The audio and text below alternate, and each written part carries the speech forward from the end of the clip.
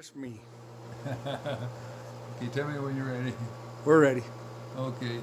Yeah, when I was a young guy, I was probably um, maybe getting close to being a senior in high school, and I'd been playing a lot of baseball, not only for the high school, but also for the American Junior Legion, and they'd asked me to play for them.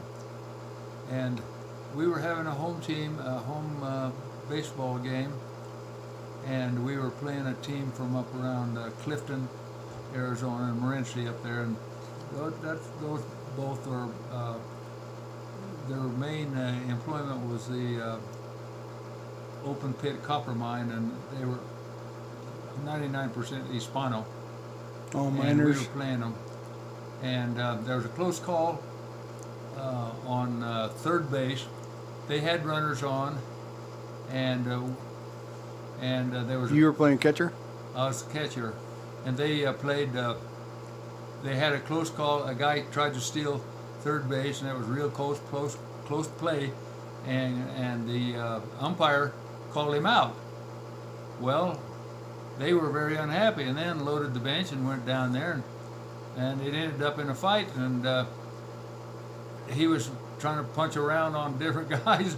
Dad was going to go down there and help him, but I was standing fairly close to home plate there where Dad was, and a guy from Clifton, one of the players, jumped on Dad's back and stabbed him with a screwdriver down the side of the face.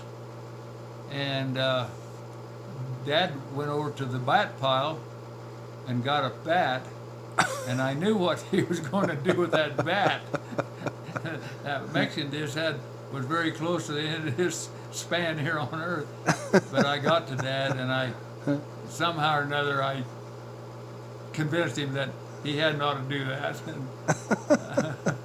I'll never forget that. But What was the guy doing with a screwdriver in his I don't uniform? know. Well, when the fight started, he came up with a stub screwdriver. My dad with a screwdriver dangling. Oh man, that's crazy. So it was really crazy. That's funny. And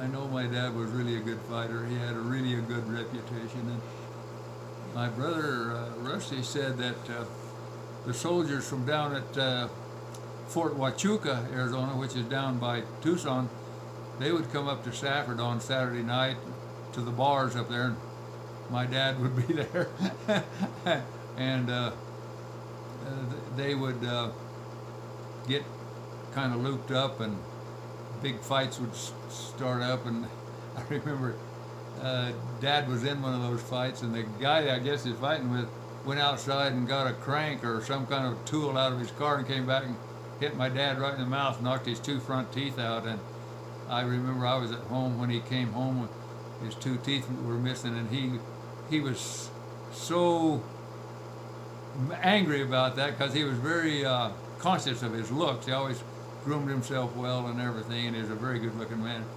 And I remember he kicked one of those tea kettles off the stove when he was so angry. He went to the dentist, and he said, I remember him saying that the dentist started just pulling his teeth out and he dropped them in a pan. He said, just like dropping shelled corn in a pan, tin pan.